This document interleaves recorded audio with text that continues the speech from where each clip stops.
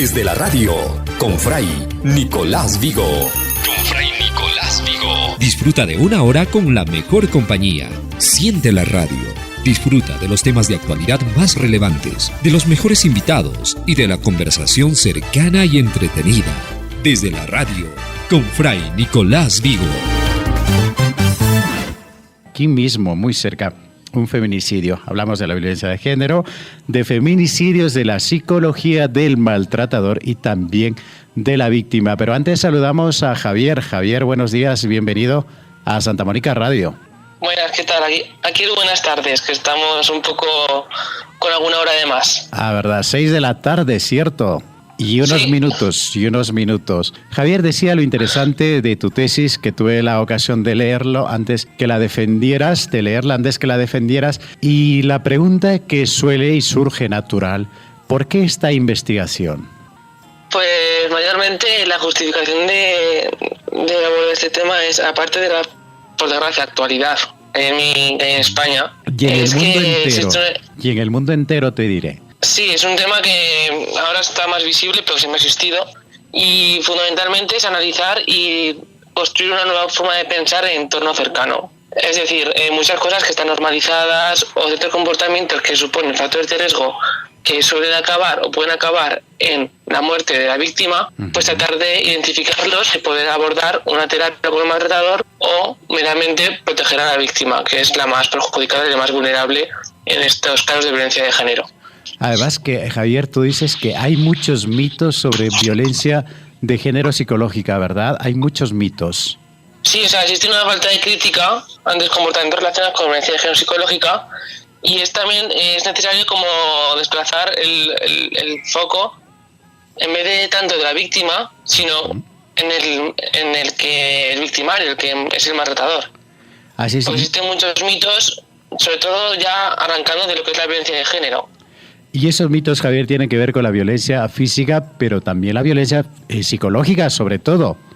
Sí, porque en cierta medida, lo dicen los autores, sobre todo que han desarrollado las investigaciones para conocer cómo evolucionando los patrones de conducta violentos en la pareja, es que la violencia psicológica va ligada a la física. Es decir, generalmente la psicológica es la que antes aparece y lo que suele acabar en violencia física y lo que es mucho más difícil de identificar, porque estamos en una sociedad patriarcal que por su mera estructura ciertos comportamientos que ya generan una desigualdad entre sexos pues se toman como unos patrones de conductas comunes y necesarios para mostrar lo que es ser masculino y lo que es ser femenino. Y es ahí donde hay que centrar el foco para decir esto es riesgo y puede ser el caldo de cultivo para la evolución que puede acabar en una muerte de una persona por no haber identificado sus primeros episodios.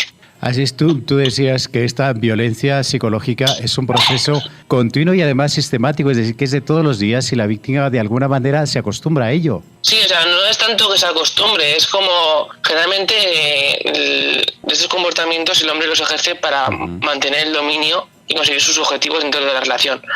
Entonces, hay un ejemplo muy claro que es que igual en el primer momento el hombre puede levantar la mano, pero la segunda vez ya no la levanta, simplemente con mirarle ya funciona.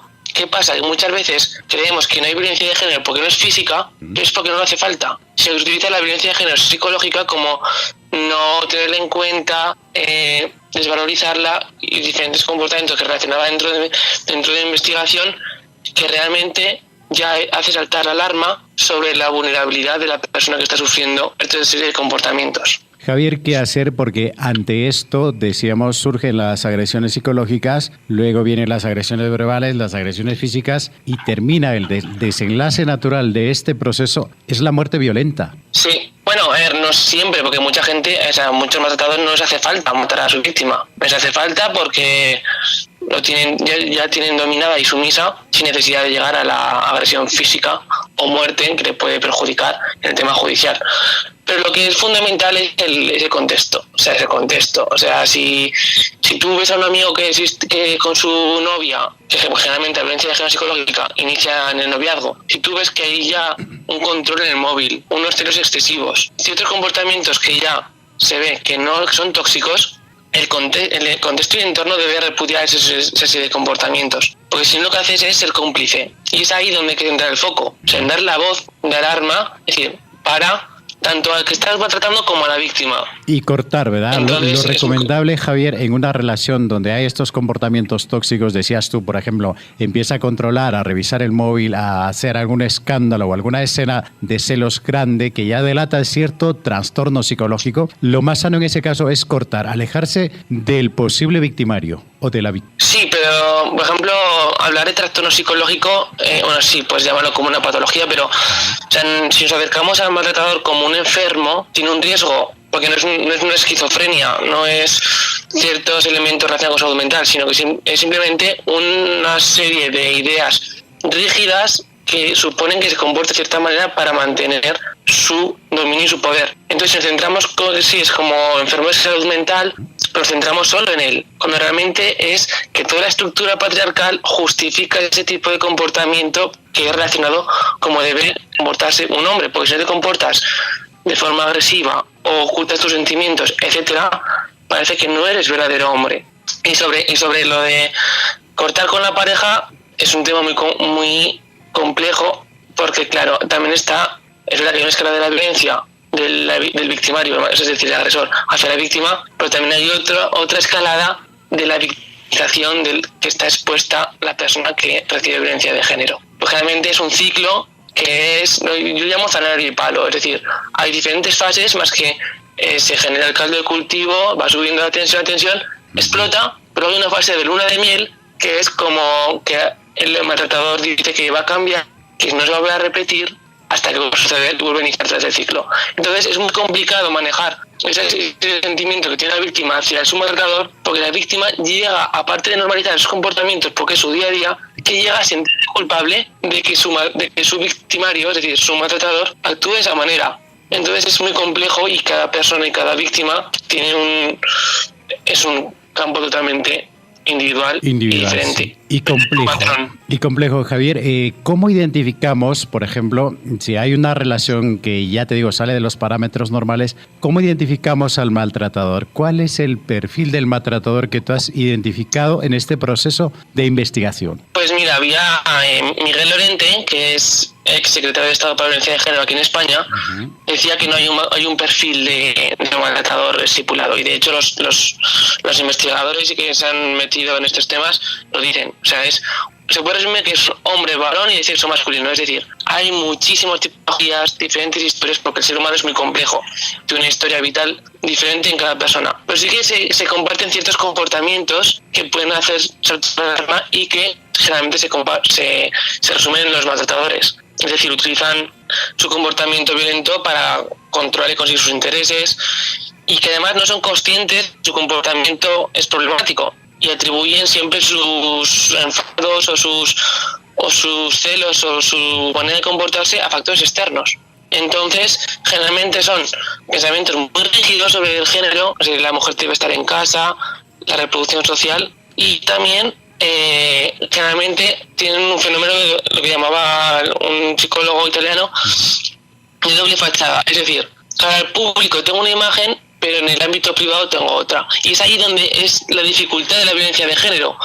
Porque cuando vemos en la televisión es que aparentemente era normal. Claro, era normal porque el público no puede ver ningún tipo de imagen. Exactamente. Entonces se presenta una gran resistencia al cambio, que también es lo complicado de intervenir con maltratadores, y donde se está trabajando ahora mismo, y es muy interesante, en diferentes servicios y espacios. Por ejemplo, aquí en España se está trabajando, pero es muy complicado porque va ligado a la denuncia, a que se ha condenado. O sea, es un tema muy complejo que entra a la justicia. Así y es muy... Es complejo realmente, como tú lo has dicho, Javier. Javier, y después de esta investigación, ¿a qué conclusiones has llegado tú en ese trabajo? Bueno, pues podríamos decir que, o sea, yo estructuré el cuestionario que pasé a los sujetos que han participado, pues tratando de recoger todos esos elementos que he comentado, ¿no? O sea, todo aquello relacionado con las variables del usuario, y también la estructura patriarcal en la que, tristemente, la sociedad mundial, podemos animarnos en diferentes grados, existe. El caldo de cultivo, Javier, el caldo de cultivo es esta cultura machista patriarcal que tenemos. Sí, porque sí que es cierto que la sociedad patriarcal, o sea, nuestra sociedad repudia la violencia, sí que es verdad que repudia la violencia, pero sin embargo sí que somos en cierta medida cómplices de comportamientos que siguen manteniendo la dominación del masculino hacia el femenino. Así es. Entonces es ahí donde entra el punto. Así es, Javier. De crítica. Javier, después de este análisis sabemos que te fue muy bien la sustentación, una buena calificación. ¿Qué sigue después de esto? Sabemos que este trabajo entrará en un concurso, ¿verdad? Sí, pues la idea es presentarlo junto a mi tutora que me ha guiado durante estos meses, el coordinador del máster que voy a realizar, pues presentarlo al concurso de investigaciones feministas aquí en la Universidad de Zaragoza y a ver qué pasa. Así es, Javier. A ver qué pasa y... Pues ya te digo, Javier, te deseamos todo el éxito en esta última fase de este proceso que, como decía a los oyentes y les contaba, ¿verdad? Análisis de las situaciones de riesgo de violencia de género psicológica en pareja. Buen trabajo, Javier, el que has hecho, el que has compartido, porque ya te digo, si bien está adaptado, contextualizado en España, no obstante, es una realidad que se repite en muchísimos países. También aquí en el Perú y aquí en Chota hace poco hemos tenido un feminicidio que, como tú decías, el caldo de cultivo está en el machismo y a veces que la víctima no sabe qué hacer, la víctima no sabe cómo separarse de aquella persona que eligió mal. Sí, es fundamental, sobre todo para cerrar ya, el escuchar y acompañar a aquellas personas que se puede creer que estén en esta situación. No juzgarlas y tratar de transmitir la idea de que existe toda una estructura, como aquí en España, social, de protección y que no está sola. Porque es verdad que hay que centrarse en el mundo masculino, pero también acompañar y lo que comentaba, no juzgar y respetar los tiempos de toda aquella persona que puede estar en una relación tóxica que puede acabar en violencia de género. Así es, y sobre todo nos recomiendas tú la escucha, ¿verdad? Y evitar los prejuicios, no juzgar, nos ha dicho Javier. Javier, muchísimas gracias por enlazar con nosotros y compartir las conclusiones, el resultado de este proceso de investigación, análisis de las situaciones de riesgo de violencia de género psicológica en pareja en la Universidad de Zaragoza, la Facultad de Ciencias Sociales y del Trabajo. Javier, muchísimas gracias. A ti. Hasta cualquier momento, Javier siempre está al alcance, siempre está disponible, al alcance de un clic, suelo decir, siempre está disponible para contarnos ese tipo de cosas y además un tema que ha estudiado a profundidad y que tiene muchísimo más que dar. Ya lo iremos comentando más adelante. Bien, queridos amigos, vamos a la pausa y regresamos desde la radio.